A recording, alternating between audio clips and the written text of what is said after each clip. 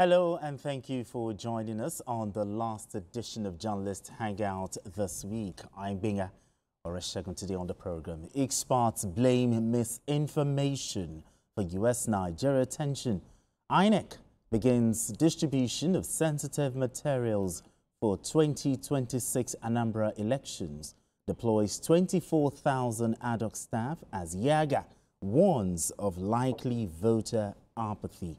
And later on the show, our Journalist Hangout Weekend Special is on billionaire maize farmers in Saminaka, Kaduna State, their successes and challenges. Well, I'll be hanging out with Babajide Kolade, Utitojo and Charles Idao. Journalist Hangout starts right now. In the age of information, truth may be the first casualty of conflict, with narratives becoming battlegrounds themselves.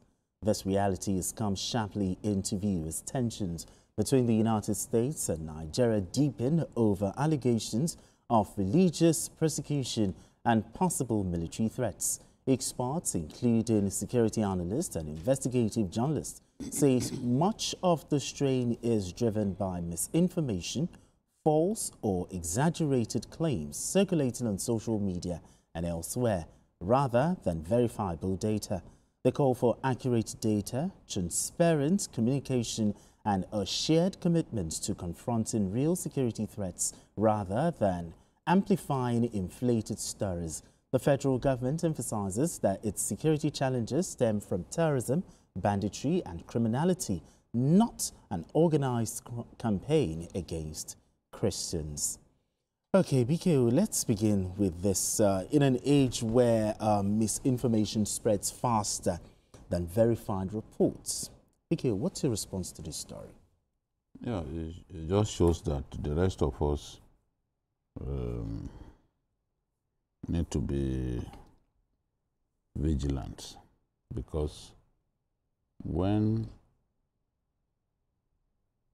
the people behind the industry of falsehood carry on without challenge, people like Donald Trump can seize upon the fake data that they are spreading all over the place. Global Terrorism Index is the biggest, the most widely acclaimed barometer for assessing how well countries are doing in the war against terror. And when there is decline in fatalities, they happily report it. But there are people who are not happy with good news. There are people who harvest data here and there with the intention of misusing it for their own vested interest. If Global Terrorism Index came out with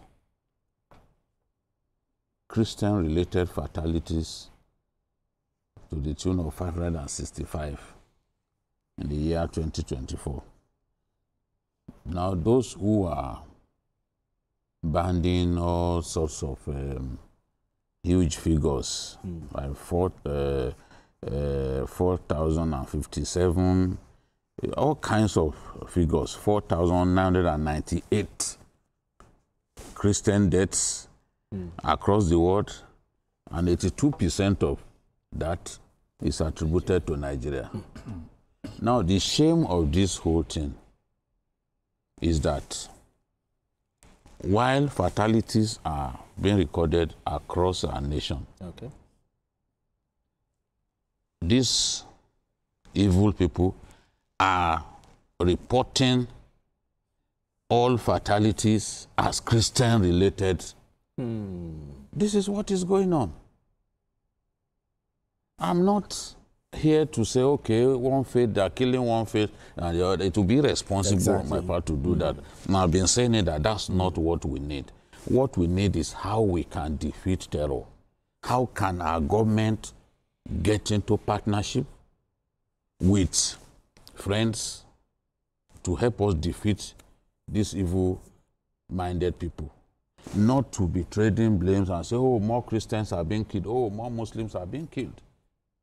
I'll be ashamed of any Nigerian going out there to say, oh, more Muslims are being killed than Christians. Oh, more Christians are being killed. Those are not conversations that we want to get into. How do we solve the problem? Sure. One life, as Delegiwa said, is as important as the multitude killed in a pogrom. Yeah, I pray, okay.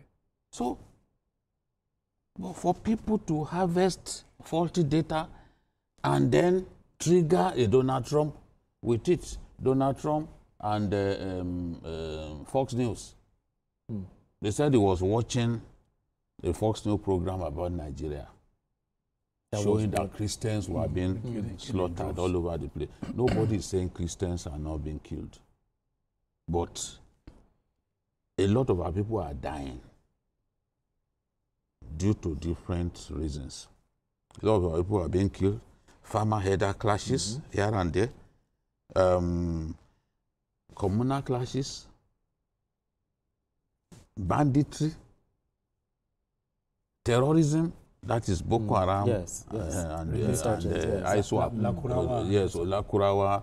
And those ones in Niger that were arrested the other day. You know. But the unknown government in the east, in the southeast. Yes. That one is Christian on Christian, Igbo on Igbo. What Charles Oludo said. Violence. So, when people die, you cannot say all those deaths are Christian related. That's not fair. You can't even say all those deaths are terrorism related. Some of them do not have to do with terrorism. People quarrel among themselves, they kill one another. Communities fight over land, they kill one another in large numbers. So it's unfortunate that this is where we find ourselves. Trump, already with what he did to the South African president, shows that, yes, there may be a big country that we respect. They may be fantastic at technology, but they don't verify. They've shown that they go to town without even verifying information that he's not always right. No. You can't even say it's not perfect. Exactly. It's far from it. You know? But at least before you take a decision on the documents that you've been provided, you must seek to validate it. The danger of a single story. So people are being killed in our country in a nutshell. People are being killed in our nutshell, in our country in a nutshell, not because they are Christians or because people want to exterminate Christians. Nobody can exterminate Christianity from Nigeria. Christians and Muslims, they are almost 50-50 in our country. Even the most conservative estimate will give you that. So look at Lagos, for example. Look at Lagos. Look at the number of Christians in Lagos. Exactly. So how do you exterminate people of that faith? It's just not possible. And if anybody has that plan, he's wasting his time. Yes. I mean, Charles, how can this misleading narrative be effectively countered? You know, that has caused this diplomatic strain between these two countries, Nigeria and the United States. It's going to be very difficult, except authorities will say, okay, just like Baji said, that people have to verify information. Because the way information is flying everywhere, particularly social media. Social media also are journalists. We don't take leads from social media when we are in information management. Okay, because they do not also follow the 5 Ws and H of news presentation and all that. Because it's real time. It's 2-minute no-do kind of news that they bring out in social media. Somebody is just driving along, you see something happen, before you know, you slap it on the social media and then it goes viral and there's no investigation. And before you know it, you see those lists are picked by some news media, which of course is very unfortunate that a country as sophisticated as the US, and then for the president of the US to now start relying on some of these things that are unverified. Every life matters. Even in the Bible, some of us who are Christians, there's even a portion of the Bible which God says that it is not his will that any should perish, but that all should come to repentance. That is why I said also, when a soul, has been won, and then everybody is happy, and then even the heaven rejoices. So if you look at it, Christians, everybody is killed. I mean, so many people, whether Christian, if you go to Plateau State, both Christians and Muslims, I think there's even Fulani boy that even came out to say that nobody is even talking about the Fulanis that are being killed. About when their cattle are rustled and all that, they're being killed. But that, I think he was talking about justice for the Fulani and all that. So if you look at it, my argument, my standpoint is that we are all Nigerians first. Exactly. We are first of all human beings, because nobody is born a Christian, nobody is born a Muslim, okay? We all become Muslim, we all become Christian by election. I elected to be a Christian, okay? So the children that I've given birth to, they were not born Christians. So we all elect to, take to one religion. If you look at it, when this topic was sent to me, I look at it, in 2021, Boko Haram slit the throat of about 110 rice farmers in I don't know what they call it, Koshebe in Borno State. They are not Christians. How about the same 2020? 52 people were also killed in Kadisao village in Katsina as a revenge for the arrest of the bandits' leader's son. They are also not Christian. You also, even 2021, to 2021, 17 worshippers and the imam were murdered by bandits in Makazuka, Niger State. So all these things have now been, you're putting a tag of Christian, possible Christians in all of them. So I think everybody has to verify information so that we know that once we want to act on it, we can act on it based on the facts behind those information. Yes. All right, gentlemen, let's move straight to our next conversation.